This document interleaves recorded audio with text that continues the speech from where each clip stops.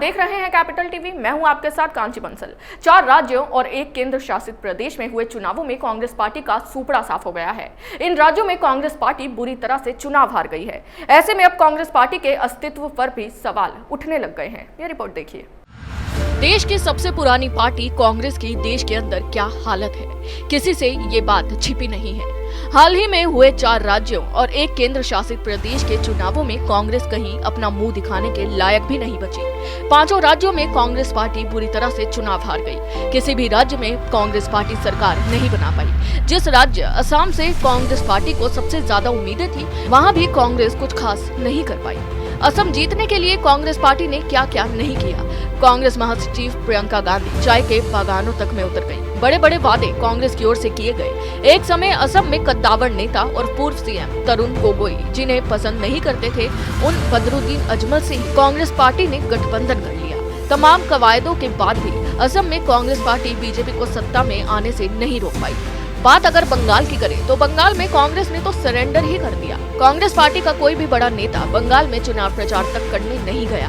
Congress party के पूर्व अध्यक्ष राहुल गांधी तो बंगाल में प्रचार तक करने नहीं गए। कांग्रेस पार्टी ने टीएमसी को वॉक ओवर देते हुए चुनाव से पहले ही हार मानी। बंगाल में तो कांग्रेस की हालत ये हो गई कि कांग्रेस खाता तक नहीं खोल पाई। ये बेहद शर्मनाक है।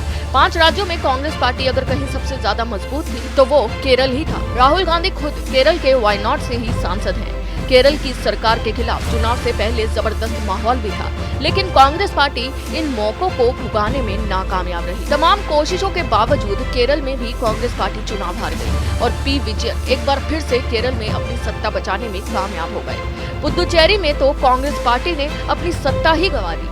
चुनाव से ठीक पहले पुदुचेरी में कांग्रेस की नारायणसामी सरकार गिर गई थी, लेकिन 5 साल सरकार चलाने के बावजूद कांग्रेस ने पुदुचेरी जैसे छोटे राज्य में भी अपनी सत्ता गंवा दी। पुदुचेरी में बीजेपी गठबंधन चुनाव जीत रहा है। अगर कांग्रेस के लिए कहीं से भी थोड़ी बहुत राहत मिली है तो वो है तमिलनाडु। तमिलनाडु में जरूर कांग्रेस पार्टी डीएमके के साथ सत्ता में आने में कामयाब हो गई, लेकिन सच्चाई ये भी है कि तमिलनाडु में सत्ता हासिल करने में कांग्रेस का कोई खास योगदान नहीं रहा। तमिलनाडु का पूरा चुनाव डीएमके ने अपने नाम पर लड़ा।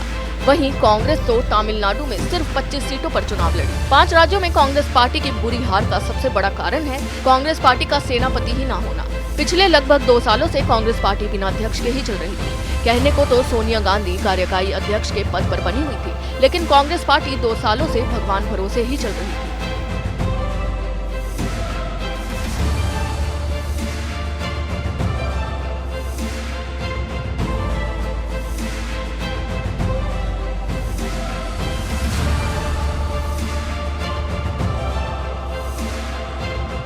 कांग्रेस पार्टी की हार का सबसे बड़ा कारण है नेहरू गांधी परिवार।